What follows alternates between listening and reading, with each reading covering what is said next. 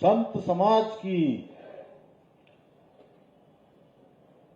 आगामी कुंभ मेला 2027 जिसकी आज प्रमुख तिथियों की यहाँ पर आप सबके मार्गदर्शन में आशीर्वाद में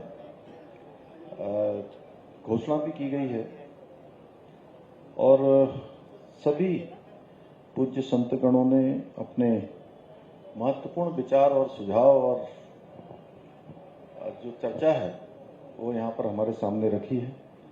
यहाँ पर हमारे पंचायती निरंजनी अखाड़ा से पूज्य महंत श्री रविंद्रपुर जी महाराज, श्री पंचायती आनंद अखाड़ा श्री महंत कौशलगिरी जी महाराज, पंच दशनाम चूना भैरव अखाड़ा श्री महंत हरिगिरी जी महाराज, श्री पंचअग्नि अखाड़ा डॉक्टर साधनानंद जी महाराज, श्री पंचायती महानिर्वाणी अखाड़ा पूज्य श्री रविंद्रपुरी जी महाराज,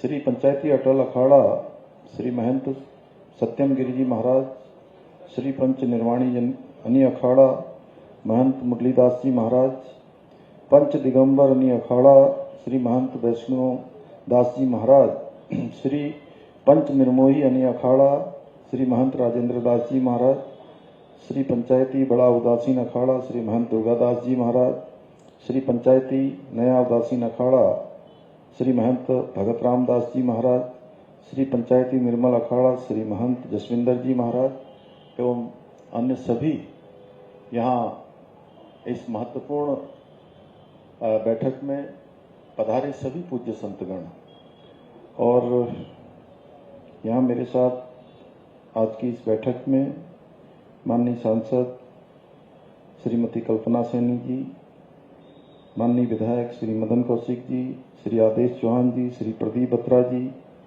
महापौर नगर निगम श्री किरण जैसल जी, अनीता अग्रवाल जी, भारतीय जनता पार्टी के प्रदेश उपाध्यक्ष और पूर्व मंत्री स्वामी यतीश्वरानंद जी, जिला अध्यक्ष भारतीय जनता पार्टी आशुतोष शर्मा जी, आयुक्त गढ़वाल मंडल श्री विनय शंकर पांडे जी, मेलाधिकारी कुंभ श्रीमती सोनिका जी, जिलाधिकारी श्री मयूर दीक्षित, हमारे आईजी गढ़वाल राजीव स्वरूप जी, एसएसपी श्री प्रवीण सिंह डोभाल जी एवं जिला पंचायत के अध्यक्ष श्री चौधरी जी हमारे और सभी हमारे अधिकारीगण, नगर पालिका के अध्यक्ष श्री राजीव शर्मा जी और सभी आए हुए हमारे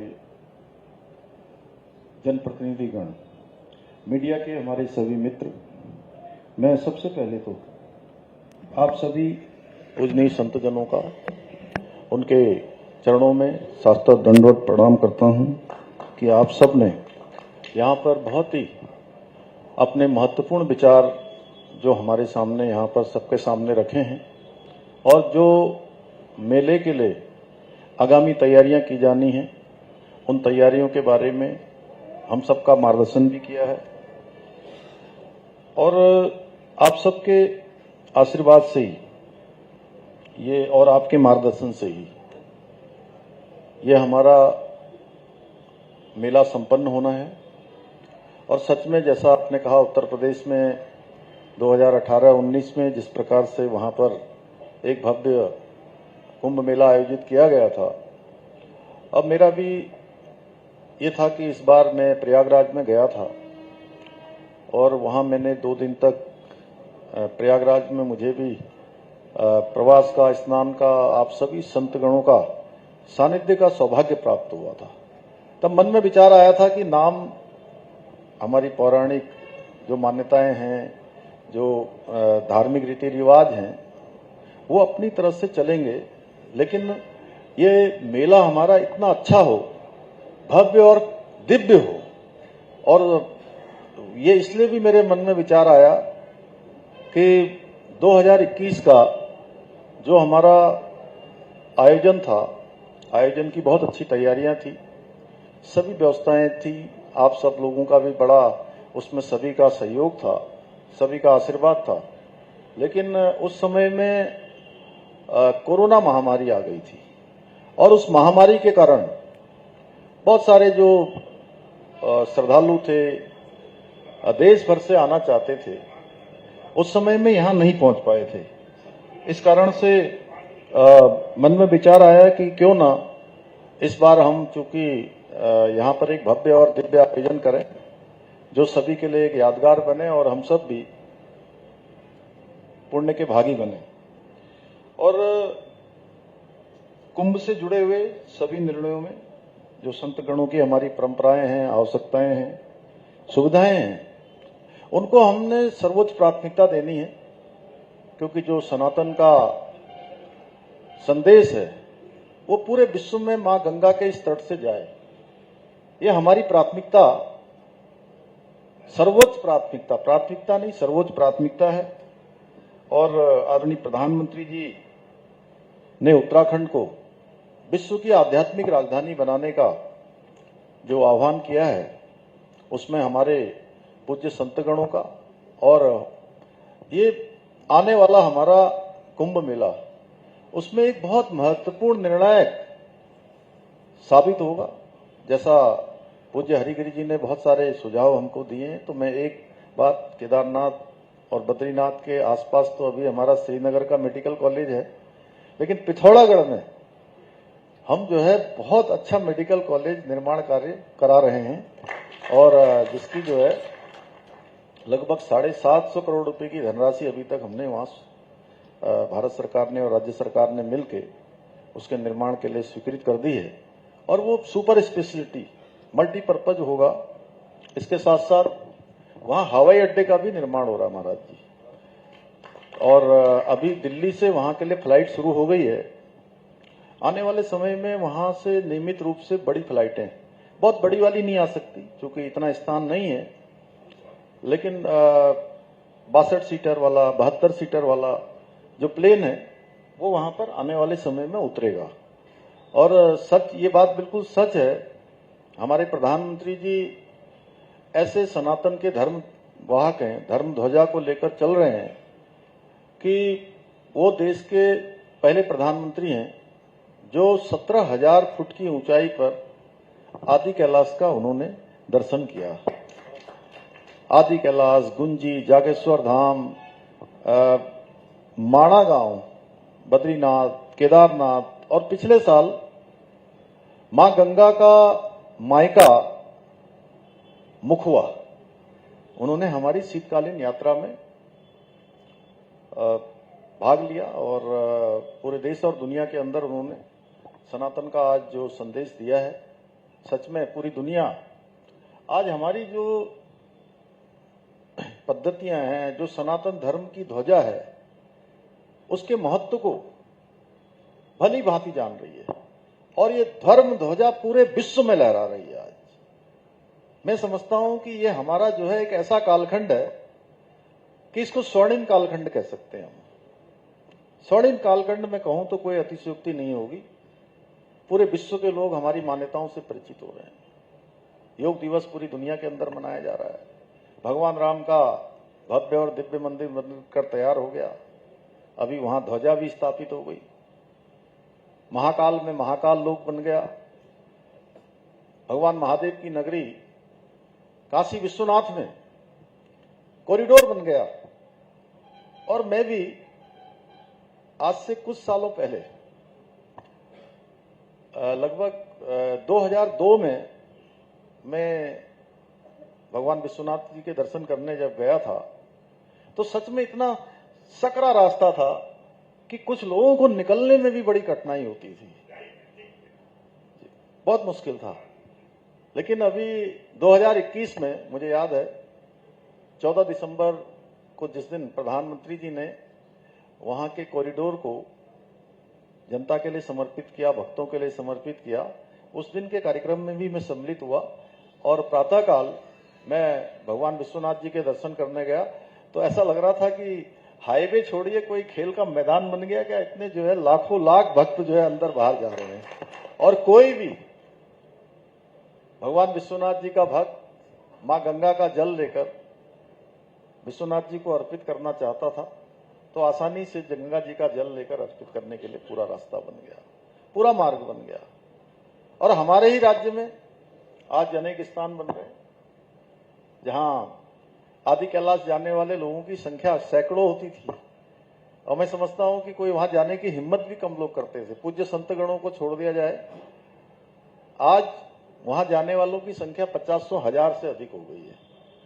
संख्या 50,000 हो सकती है, लेकिन सच में जो आपने कहा वो 50,000 संख्या इतनी बड़ी हो गई है पूज्य महाराज जी कि टनकपुर से आगे, टनकपुर, चंपावत, पिथौरागढ़, धारचूला, रास्ते में जितने पड़ने वाले होटल हैं, जितने दिन ये आदि कैलाश की यात्रा चलती है, कोई होटल ऐसा नहीं होता है जिसमें जगह मिल जाए आसानी से। उसका ही प्रभाव हुआ है। तो निश्चित रूप से जो हमारा आगामी कुंभ मेला भी है, वो नाम क्या हो, कैसा हो, वो सब आप सब लोग जैसा तय करें। मैंने आपको समर्पित कर दिया, लेकिन मेरा एकमात्र उद्देश्य है कि ये हमारे सनातन की धर्म ध्वजा को और विस्तार दे, और जो सनातन प्रेमी हैं, हमारे श्रद्धालु हैं, भक्तगण हैं, वो आए और कहें वाह, मां गंगा के तट पर गए कुंभ में, मेले में, और एक नया अनुभव, नया एक इस प्रकार का स्मरण अपनी स्मृतियों में लेकर जाए कि उनको लगे कि भाई वाह, हमने भी कोई पुण्य का काम किया है, इसमें इस मेले में हमको भी प्रतिभाग करने का अवसर मिला है। इस प्रकार की अनुभूति हो, यही मेरा एकमात्र उद्देश्य है। इसलिए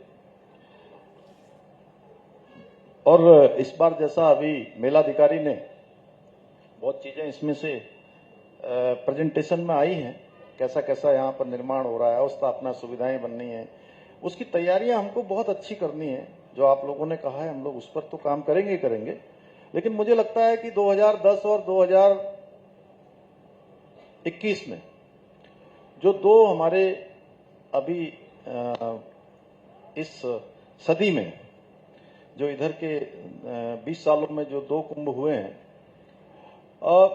उन कुंभों से श्रद्धालुओं की जो आगमन है, वो जैसा आप कह रहे थे 40 करोड़ भी आ सकते हैं, 45 करोड़ भी आ सकते हैं। तो एक संख्या का जो अनुमान है, मुझे लगता है कि इस बार संख्या अधिक आएगी, श्रद्धालु ज्यादा आएंगे, क्योंकि आप सब लोगों ने प्रयागराज में भी लगातार, आप लोगों का तो प्रवासी था, क्योंकि आप लोगों के बिना तो कुंभ आगे बढ़ ही नहीं सकता है। लेकिन उसके बावजूद भी मां गंगा का निर्मल, शीतल और स्वच्छ आचमन, जिसका बिना कुछ सोचना ही नहीं है करने के लिए, वो स्थान कहीं है तो ये हमारे यही देवभूमि उत्तराखंड के इसी देवों की भूमि में मां गंगा के इस स्थान पर ही है, हरि के द्वार में ही है। तो इसलिए व्यापक तैयारियां हमको उससे उस दृष्टि से भी करनी है। सुरक्षा प्रबंधन है, राज्य व केंद्र की सभी एजेंसियों के साथ समन्वय करके हम लोग काम करेंगे। सुरक्षा भी एक बहुत बड़ी दृष्टि से हमको उसका भी व्यापक इंतजाम करना होगा, और मैंने प्रधानमंत्री जी से भी इस पर मार्गदर्शन ले लिया। उनका भी, उन्होंने कहा कि नहीं, इसका आयोजन अच्छा होना चाहिए, आने वाले श्रद्धालुओं को किसी प्रकार की कोई परेशानी नहीं होनी चाहिए, यात्रा सरल हो, सुगम हो, एक अच्छा अनुभव लेकर जाएं और व्यापक तैयारियों के साथ हो। और सच में मैंने जैसा शुरुआत में जब आप मेरे से इसकी घोषणा करवा रहे थे, तो मैंने तब भी कहा, मैं उस बात को फिर दोहरा रहा हूं कि इस आयोजन के असली जो आयोजक हैं वो आप हैं। इसकी शोभा ही कुंभ की हमारे पूज्य संतगणों से है, अखाड़ों से है। तो इसका आयोजन आप लोगों को करना है, और मैं सौभाग्यशाली मानता हूं अपने आप को कि कहीं पर भी जो है, मुझे ऐसा नहीं लगता है कि कोई भी काम हम करते हैं तो उसमें पूज्य संतगणों का आशीर्वाद मुझे संपूर्ण रूप से प्राप्त न होता हो। 100% नहीं, मैं कहता हूं 200% से भी अधिक मिलता है, दुगने से भी ज्यादा मिलता है।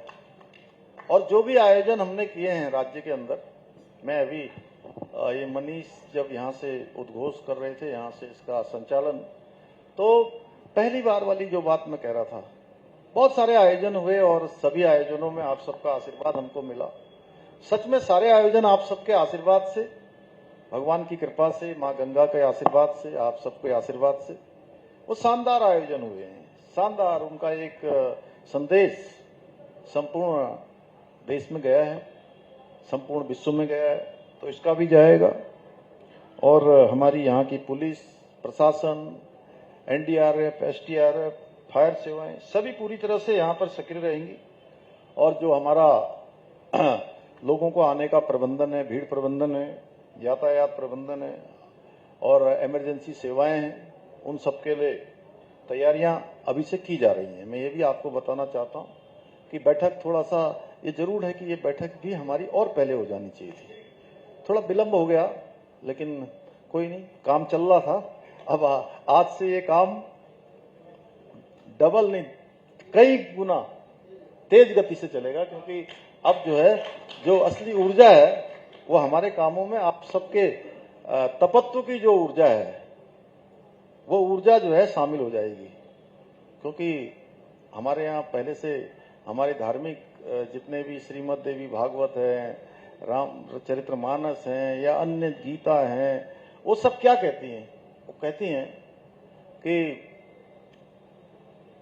संत और पुराने समय के राजा, अब तो राजा कोई नहीं होता, अब तो केवल सेवक होते हैं। तो उनके तन पर तो जो भी होता है वही होता है, लेकिन उनकी वाणी में इतना तपत्व होता है कि वो वाणी से एक बार चाह लें, एक बार उनके मुंह से न भी निकले, मन से ही चाह लें, तो सब कुछ हो जाता है। तो मुझे लगता है कि आप सबकी उपस्थिति से आज ये हमारे सामने ये हो गया कि आप सबने आशीर्वाद देकर इसको आगे बढ़ा दिया है, इसकी संपन्नता की ओर इसका मार्ग प्रशस्त कर दिया है। तो ये भव्य भी होगा, दिव्य भी होगा और सफलतम होगा। तो इसलिए अनेक तैयारियां उसके संबंध में की जा रही हैं। हमारे सभी अखाड़े हैं, साधु संत हैं और उनके लिए जो व्यवस्थाएं करनी है, जो भी अवस्थापना स्ट्रक्चर बनाना है, वो सब हम लोग यहाँ पर बनाएंगे। जो भी आवश्यक सुविधाएं हैं उनकी व्यवस्था करेंगे। और सच में मैंने वहां पर प्रयागराज में एक चीज और देखा कि पत्तल जो है, जैसे भोजन की व्यवस्था जो पूज्य महाराज जी आप कह रहे थे, वहां पर लोगों ने थाली का जो है वो किया था, संग्रह किया था। और उसमें हमारे अनेक संगठन भी काम करते हैं। वहां पर राष्ट्रीय स्वयंसेवक संघ के लोगों ने हजारों लाखों थालियां वहां पर संग्रह की थी और उन थालियों से पत्तल कहीं दिखाई नहीं दे रहे थे। इतनी साफ सफाई की अच्छी व्यवस्था थी, बड़ा अच्छा मैनेजमेंट हुआ। उसका अन्य स्तरों पर भी होगा। आप लोग तो एक आह्वान कर देंगे तो अनेकों भक्त यहाँ पर आ जाएंगे, सब सेवा करेंगे और भोजन की कमी कहीं नहीं होगी और भोजन की व्यवस्था होगी। भोजनालय, स्वास्थ्य सुविधाएं, पेयजल है, साफ सुथरी व्यवस्था, यह हमारे लिए बहुत प्रमुख एक वो होना चाहिए। और मैंने जिलाधिकारी जी को आज नहीं, आज से लगभग 15 दिन पहले इनको भी, हमारी कुंभा अधिकारी को भी, कमिश्नर साहब को भी और हमारे आईजी को भी, एसएसपी को भी, जितने यहाँ पर प्रमुख अधिकारी हैं हमारे 5-6, हमने उनसे कहा है कि मिशन मोड में अब एक एक दिन हरिद्वार को पूरा कूड़ा विहीन कर देना है। कूड़ा विहीन, कहीं कोई वेस्ट न रहे, साफ सुथरा। और अभियान चल रहा होगा, मेरे ख्याल लगता है अभियान चल रहा है। और अभी ये भारतीय जनता पार्टी के जिलाध्यक्ष गाड़ी में मेरे साथ आ रहे थे, तो मैंने कहा कि इसमें भारतीय जनता पार्टी भी जो है एक एक दिन करके कुछ दिनों का कार्यक्रम बनाए, एक एक क्षेत्र ये भी चुन लें और ये भी सफाई अभियान का हिस्सा बने। एक दिन हमारे मदन कौशिक जी भी इसकी शुरुआत कर देंगे, प्रदीप बत्रा जी कर देंगे, चौधरी जी आप कर दोगे, आदेश जी कर दोगे, बहन कल्पना जी आ जाएंगी यहाँ पर, स्वामी जी और आप लोग सब लोग पार्टी की तरफ से कर देंगे। एक एक दिन मेयर साहब, आप लोग भी, नगर पालिका, सब मिलके, मधु जी आप भी, तो सब एक एक दिन जो है करेंगे।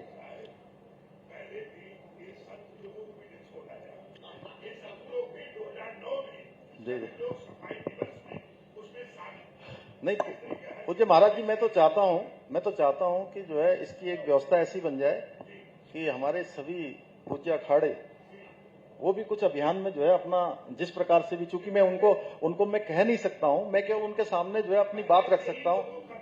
हाँ रखे, क्योंकि उनके भक्तगण वो सब और रखें। देखिए, एक दिन का कहीं कूड़े का नहीं रहेगा, तो ये अपने आप में हमारा एक अलग प्रकार का नवाचार होगा जो पूरी दुनिया के अंदर देखा जाएगा कि एक अलग प्रकार की हमने जो है यहाँ कुंभ के आयोजन की तैयारियां की हैं। इसके साथ साथ हमारे धार्मिक अनुष्ठान है, प्रवचन है, भजन है, संकीर्तन है, योग ध्यान शिविरों के सुचारू संचालन के लिए भी विशेष प्रबंध किए जाएंगे। ये सब पहले से ही व्यवस्थाएं चल रही हैं। और जैसा आप लोगों ने कहा, घाटों के विस्तार के लिए और निर्माण के लिए और सुधार के लिए कुछ यहाँ पर 45 करोड़ रुपए की धनराशि अभी प्रथम चरण में जब काम शुरू हुआ है तो उसके लिए स्वीकृति कर दी है। और भीड़ नियंत्रण व स्नान की ठीक प्रकार से व्यवस्था हो, वो सभी सुनिश्चित किया जा रहा है। और आवागमन को सुचारू बनाने के लिए भी 38 करोड़ रुपए से सड़कों का निर्माण है, चौड़ीकरण, मरम्मत कार्य हैं। बीएचएल क्षेत्र में यातायात दबाव करने के लिए भी लगभग 10 करोड़ रुपए का एक महत्वपूर्ण पुल भी वहां पर स्वीकृत किया गया है। शहर पर भार न पड़े इसके लिए 15 किलोमीटर दूर कुछ पार्किंग स्थल भी बड़े बनाए जा रहे हैं। बिजली, पानी, शौचालय, सभी सुविधाएं वहां पर बनाई जा रही हैं। शुद्ध पेयजल के लिए लगभग 14 करोड़ रुपए के ट्यूबवेल हैं, ओवरहेड टैंक हैं, जो प्रथम चरण में अभी शुरू की है। क्योंकि काम अब हमारा तेज होना है, बरसात के बाद सारी अवस्थापना सुविधाएं बननी है। जल आपूर्ति है, ओवरहेड टैंक है। और सुरक्षा को आधुनिक बनाने के लिए 20,000 सीसीटीवी कैमरे, ये भी एआई आधारित ये लगाए जाएंगे। और CCR2 भवन द्वारा इसकी रियल टाइम मॉनिटरिंग भी सुरक्षा की दृष्टि से सुनिश्चित की जाएगी। स्वच्छता को प्राथमिकता देनी है। आधुनिक शौचालय है, कचरा प्रबंधन है, मशीन आधारित सफाई है। हमारे जो चौराहे हैं जहां पर बोटल नेक है, छोटे संकरे रास्ते हैं, उसको कैसे थोड़ा ठीक किया जाए। और अतिक्रमण जो आप लोगों ने कहा है कहीं है, तो उसको भी ठीक प्रकार से देखा जाएगा। और इसमें तो सबसे बड़ी जो सफलता है कुंभ की, वो सब आप ही सब ने उसके संचालन को करना है। और आपके कारण ही ये कुंभ मेला हमारा सफल होगा। आप लोगों की सबकी मुख्य भूमिका, मुख्य आधार बिंदु, मैं फिर बार बार कह रहा हूं, वो आप ही हैं। सबसे बड़े हितधारक आप हैं। मेला संयोजन आपका है। हम आपके सहयोगी के रूप में, सरकार, प्रशासन, सारे लोग आपके साथ रहेंगे। कितना अच्छा होगा, कितना अच्छा नवाचार करना है, जो जो सुझाव आप देंगे, बीच बीच में मिलना जुलना, आज विधिवत रूप से प्रारंभ हो गया है, तो ये आगे बढ़ेगा। इसलिए मैं सभी पूज्य संतगणों से, सभी अखाड़ों से, सभी से मैं ये बहुत अनुरोध करता हूं कि कैसे अनुशासन होता है, कैसे भीड़ प्रबंधन होना है, धार्मिक परंपराओं को कैसे ठीक प्रकार से उसका पालन होना है, कैसे परंपराएं हमारी अक्षुण्ण रूप से आगे बढ़नी है, मान्यताएं आगे बढ़नी है। तो और जो भी भव्यता, दिव्यता बनाए रखने के लिए मैं कुछ कहूंगा तो वो ठीक नहीं रहेगा। मुझे लगता है कि उसको कैसे अच्छा बनाया जा सकता है, कैसे और लोगों को इसके प्रति श्रद्धा तो हरिद्वार आने में वैसे ही होती है। ये कुंभ स्थान जितने भी हैं वो हमारे लिए तो श्रद्धा के स्थान है ही हैं, पुण्य के स्थान है ही हैं। वहां चले जाना, वहां पहुंच जाना, वो स्थानों की उस पर ही निर्भर करता है। तो इसलिए आप सबको ही तय करना है। तो मैं बहुत ज्यादा न कहते हुए आप सभी का एक बार फिर से बहुत आभार व्यक्त करते हुए, सभी का धन्यवाद करते हुए, अपने पूज्य संत गणों का एक बार उनके चरण बिंदुओं में प्रणाम करते हुए मैं अपनी बात समाप्त करता हूं। धन्यवाद।